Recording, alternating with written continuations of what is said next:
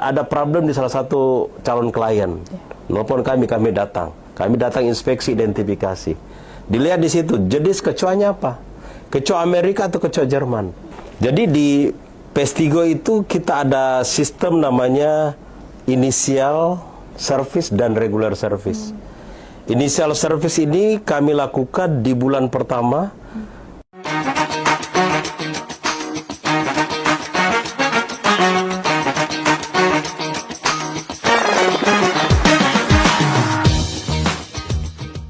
Assalamualaikum warahmatullahi wabarakatuh. Selamat siang pemirsa Harian Fajar. Hama dan rayap merupakan dua persoalan umum yang sering merusak struktur bangunan. Hama merusak kayu di dalam rumah, kantor maupun tempat usaha. Begitupun juga dengan hama-hama lainnya seperti tikus. Nah, kondisi ini tentu berdampak secara signifikan terhadap ekonomi dan dapat memberikan kerugian yang cukup besar terhadap para pelaku usaha, pelaku bisnis maupun kantor. Nah, pada podcast kali ini kita akan membahas tentang solusi yang efektif dan ampuh untuk membasmi hama dan rayap. Di tengah-tengah kita sudah hadir Bapak Zulkifli Baro. Beliau adalah General Manager Pestigo. Nah, Pestigo ini adalah salah satu perusahaan penyedia jasa pengelolaan hama dan rayap yang berpusat di Bogor, Jawa Barat. Jawa Barat, ya. Baik Pak Zulkifli, apa kabar? Luar biasa, semangat. Ya. Sehat-sehat Pak ya? Sehat, alhamdulillah. Ya, Pak, berbicara tentang rayap dan hama, ini kan merupakan salah satu persoalan yang tidak hanya dialami oleh para ibu rumah tangga, tapi juga para pelaku usaha, pelaku bisnis, dan lain sebagainya. Nah, kira-kira apa sih sebenarnya yang menjadi pemicu atau yang mengundang sehingga rayap-rayap maupun hama itu datang ke rumah ataupun ke kantor-kantor? Baik, silahkan. Oke, terima kasih kepada para pemirsa dimanapun berada. Jadi saya mulai dulu. Pestigo itu adalah perusahaan jasa pengendalian hama di Indonesia yang pengalamannya itu sudah hampir 20 tahun lebih. Dan kami saat ini mengembangkan sayap untuk Indonesia Timur. Jadi dalam minggu ini kami banyak melakukan podcast dan juga sosialisasi. Jadi hama itu ada karena 3 faktor sebetulnya, dimanapun. Jadi yang pertama itu karena adanya makanan. Jadi area-area yang ada makanan itu sudah pasti akan menjadi sumber makanan buat hama. Yang kedua itu adanya sarang. Jadi kalaupun misalnya ada makanan tapi sarangnya tidak optimal, maka dia tidak berkembang dengan baik. Dan yang ketiga adalah adanya air. Nah, dengan adanya segitiga hama itu, adanya makanan, adanya sarang dan air yang mendukung, maka dimanapun, baik di rumah maupun di restoran ataupun di kantor kita, hama akan berkembang dengan sangat cepat. Begitu, Bu. Ya. Kira-kira untuk mencegah hadirnya hama itu sendiri seperti apa? Ya, tentu untuk mencegah hadirnya hama, ya segitiga faktor 3 hama itu saja yang kita perhatikan. Makanan yang dimaksud di sini bukanlah makanan yang ada di meja kita, bukan yang ada di tempat-tempat khusus, bukan itu yang kita maksud. Ya, tapi makanan misalnya di rumah. Pada saat malam hari, biasanya kita nggak cuci piring tuh. Tikus, kecoa pasti akan datang. Sehingga kita usahakan bagaimana malam hari sudah dicuci. Ya. Sampah-sampah misalnya di restoran malam hari jangan disimpan di dalam. Harus dikeluarkan. Karena kalau tidak, kecoa maupun lalat maupun tikus akan masuk pada malam hari. Nah, ini terkait dengan makanan. Dan dari sisi sarang, di restoran biasanya itu ada retakan, ada celah, ada di rumah juga kadang-kadang banyak barang bekas. Apalagi ibu-ibu biasanya sayang nih dibuang. Padahal sudah barang pecah belah, kemudian kardus-kardus, kain-kain yang tidak berfungsi di gudang, di dapur. Nah, itu akan menjadi sarang oleh hama. Nah, ketika makanannya tersedia, sarangnya sangat banyak, maka disitulah ledakan populasi hama akan meningkat drastis. Jadi pencegahannya bagaimana kita meminimalkan makanan dan sarang. Menjaga kebersihan lingkungan. Menjaga kebersihan lingkungan, begitu. Ya, kalau boleh tahu mungkin bisa dijelaskan jenis-jenis hama yang selama ini sering menggerogoti rumah maupun tempat usaha. Tempat usaha ya. Jadi ada 5 hama utama ya, tambah 1 lah 6. Ya. Yang umum ada di lingkungan sekitar kita. Yang pertama itu adalah tikus. Tikus ini sekarang luar biasa menjadi gangguan yang sangat serius, bukan hanya di Makassar tapi di seluruh Indonesia. Kenapa? Karena makin tahun mereka makin cerdas. Ya, dengan segala teknik pengendalian sudah digunakan, tikus ini kemudian berkembang dengan sangat cepat, beradaptasi dengan sangat cepat. Umumnya tikus ini ada di luar, namanya tikus got. Kemudian ada di gudang-gudang, di laci, di lemari, itu namanya tikus rumah. Dan sekarang yang paling banyak merusak itu adalah tikus atap. Tikus atap ini memang bersarang di atap, tapi setiap hari, setiap malam dia akan turun mencari makan. Kalau misalnya tadi ada sampah di dalam, maka itulah menjadi sumber makanannya. Kemudian setelah makan mereka akan naik. Itu yang pertama. Yang kedua, ini problem utama juga lalat. Dengan kondisi lingkungan kita yang sangat mendukung, sampah di mana-mana, ya, menjadi problem hampir seluruh para bupati, para wali kota, bahkan gubernur. Sampah ini menjadi problem utama karena lalat akan mencari makan di tempat sampah, baik di TPS maupun misalnya di tempat pembuangan, misalnya di restoran. Kadang-kadang pengangkutan sampahnya itu setiap 2 hari kah atau setiap minggu. Sementara lalat itu 8 jam sudah dari telur sudah jadi larva. Nah, itu juga problem lalat. Kemudian yang ketiga adalah kecoa. Kecoa ini ada 3 macam, ada namanya kecoa Australia. Ya, walaupun orang Australia tidak mengakui itu bahwa itu kecoa Australia. Ada kecoa Amerika. Orang Amerika juga nggak mau tuh dibilang kecoa Amerika. Tapi di Indonesia namanya kecoa Amerika. Dan yang ketiga itu kecoa Jerman. Kecoa Jerman itu di Jerman sendiri disebut kecoa Prancis. Jadi nggak ada yang ngaku, ya. Nah, yang paling berbahaya, yang kalau ada di rumah itu umumnya adalah kecoa Amerika yang ukurannya besar, warnanya agak orange gitu. Hidupnya di tempat-tempat yang lembab. Pengendaliannya tidak sulit bagi kami. Yang menjadi tantangan itu adalah kecoa Jerman yang memang bersarang itu di tempat yang ukurannya hanya 0,1 cm. Bisa hidup di tempat seperti itu. Dan kecepatan pertumbuhannya itu luar biasa. Dalam 1-2 bulan sudah bisa terbentuk satu generasi dengan satu yang kita sebut biasanya OTK. Oleh orang awam mengatakan itu telur. Itu isinya bisa sampai 34 ekor.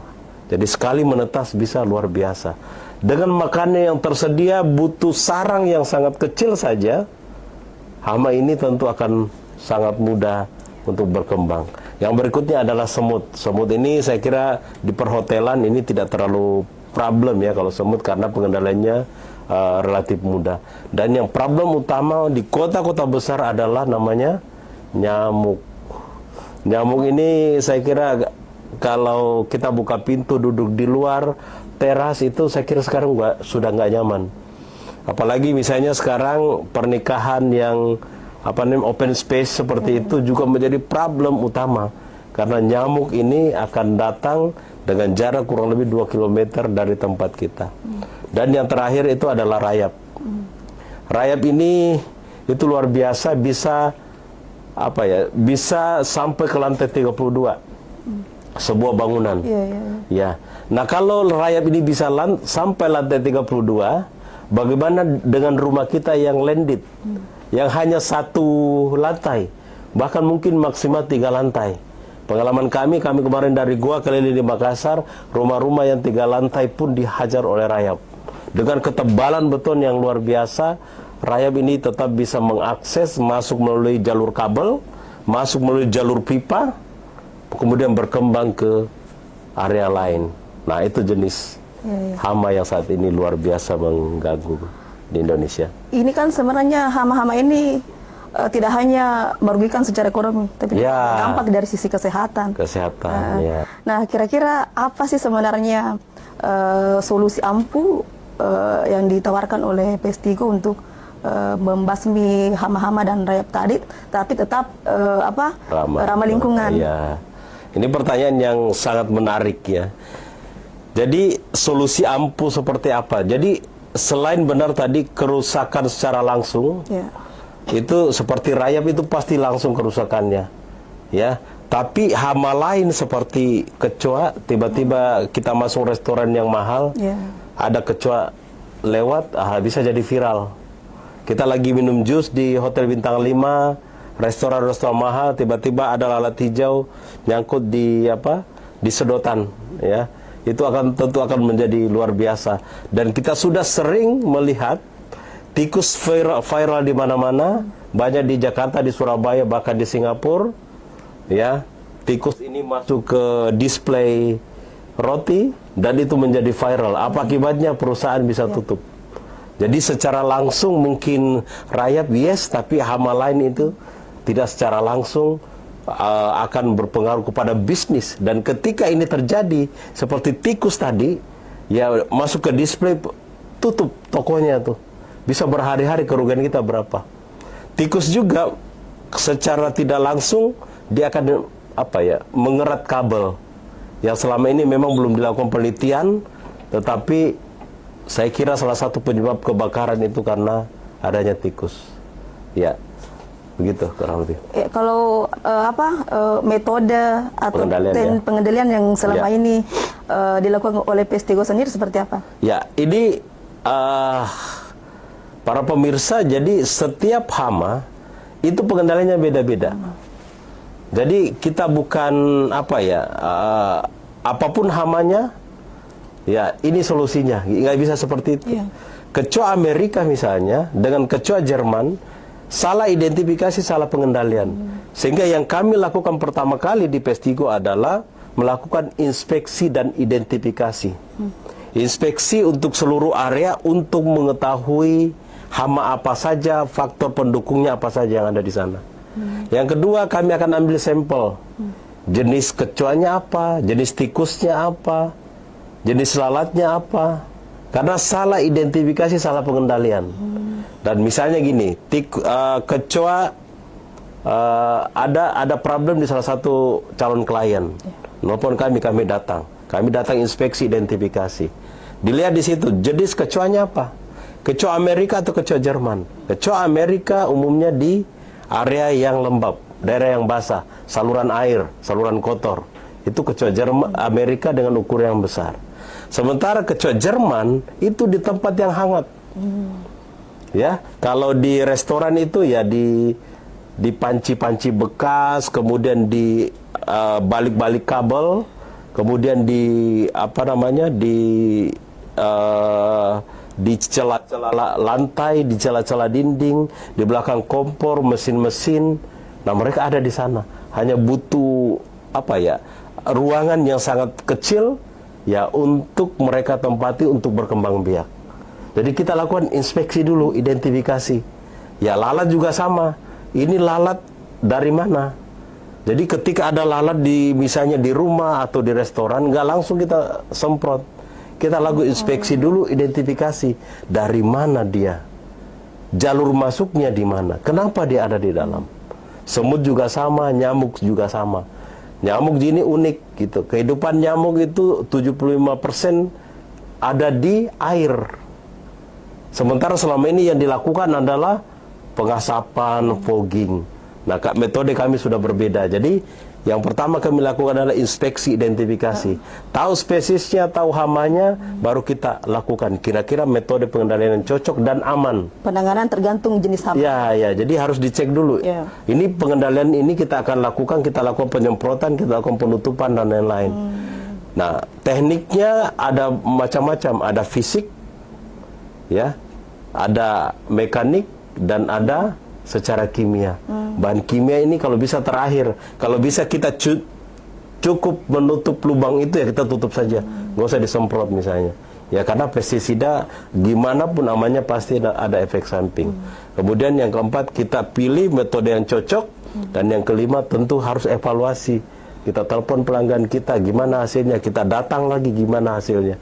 Nah, inspeksi, identifikasi, pemilihan metode, implementasi metode, dan evaluasi, itulah yang kami lakukan terus-menerus supaya pengendaliannya itu efektif. Yang kami sebut itu adalah integrated pest management. Gitu, Bu. Kalau yang terakhir tadi menggunakan bahan kimia, apakah misalnya aman terhadap kelompok rentan, misalnya lansia, ibu hamil, ibu menyusui, dan bagaimana dengan lingkungan? Apakah tidak mencemarkan lingkungan dan lain sebagainya? Ya. Baik. Jadi pertanyaan saya adalah kalau senapan itu atau pistol itu bahaya nggak, Bu? Bahaya ya. Kalau dipegang polisi aman, aman ya. Tapi kalau dipegang anak kecil, nah sama dengan kami juga.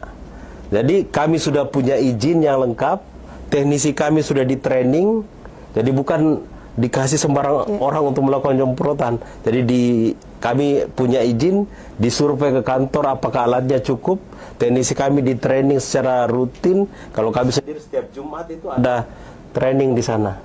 Nah kalau penyemprotan dilakukan oleh orang yang bersertifikat, dilatih, kira-kira bahaya nggak? Saya kira ada, tapi sangat minim. Bayangkan kalau Bapak Ibu mengundang yang tidak memiliki izin, kemudian tidak pernah di training, nah ini yang bahaya. Jadi insya Allah bahan kimia pun yang kita gunakan, kita pakai yang apa namanya LD50-nya itu yang besar. Artinya itu aman bagi manusia. Jadi kalau pestisida itu ada namanya LD50 per berat badan. Jadi kalau semut kita gunakan misalnya 10 mili per liter untuk mematikan semut dengan berat badan tertentu. Nah, semut dengan manusia itu sekian ribu kali perbandingan berat badannya. Ya sehingga ketika kita semprot semut itu untuk mematikan semut, tapi bagi manusia tetap minim karena ini ada namanya per berat badan. Seperti halnya kita ke dokter, ditanya berat badannya berapa. Tentu yang agak kurus sama yang agak sehat, montok gitu, dikasih dosis yang berbeda. Nah sama dengan yang kami juga lakukan. Iya. Gitu, Bu. Nah kira-kira seberapa efektif sih sebenarnya metode yang dilakukan ini, mulai dari penyemprotan, kemudian sampai ke yang terakhir, evaluasi, sampai ke evaluasi. Berapa lama bisa tahan itu hama-hama yang tadinya sudah terusir itu tidak akan datang lagi ke tempat itu? Iya. Jadi di Pestigo itu kita ada sistem namanya initial service dan regular service. Initial service ini kami lakukan di bulan pertama. Kita berusaha dengan sangat keras untuk menghabiskan hama yang ada di situ. Jadi kami sangat teliti. Kami gunakan vakum. Kalau harus divakum, kami tutup ketika harus ditutup. Kami semprot ketika harus disemprot. Itu di bulan pertama. Dan tentu hama ini tidak serta-merta akan habis. Ya, bahkan sampai kiamat saya kira hama ini akan habis. Tapi bagaimana setelah kita lakukan pengendalian, kita ada kunjungan reguler. Bisa per 2 minggu. Ada juga yang setiap hari kita di sana. Jadi misalnya ada hotel bintang 5 atau ada komplek perumahan, setiap hari kita lakukan inspeksi, identifikasi, pengendalian di situ. Nah seberapa lama? Setiap 2 minggu umumnya. Ya kalau rumah bisanya sebulan sekali, tergantung permasalahannya. Kalau dia nyamuk tentu nggak bisa sebulan sekali, harus per minggu. Karena siklus hidup nyamuk itu mungkin kurang lebih 7 hari. Ya jadi kunjungan kami, kemudian pengendalian hama yang kami lakukan, itu kita sangat pahami bioekologi hamanya. Ya kalau lalat nggak bisa juga setiap 2 minggu, harus setiap minggu atau seminggu 2 kali. Karena lalat ini kecepatan perkembangannya luar biasa. Beda dengan rayap. Kalau rayap kita treatment pertama kali dari pondasi, setelah itu per 6 bulan kita monitor, gitu. Kalau di Sulsel ini selama melakukan pengendalian, kira-kira ada enggak misalnya studi kasus yang menjadi tantangan tersendiri dalam mengusir hama itu bagi Pak Sulsel? Ya ini tantangan luar biasanya adalah lingkungan sekitar. Ya jadi ketika misalnya satu rumah atau restoran. Ya. Ini kan kami sudah cover areanya. Tapi problemnya adalah ketika di sebelah sana ada tempat pembuangan sampah. Ya, kemudian di saluran air ini depan ini daerah umum yang banyak air tapi tidak mengalir. Nah, itu tantangan kita karena ini kita sudah kendalikan, tapi faktor-faktor di luar kita itu juga menjadi faktor pembatas untuk memaksimalkan pengendalian hama yang kami lakukan.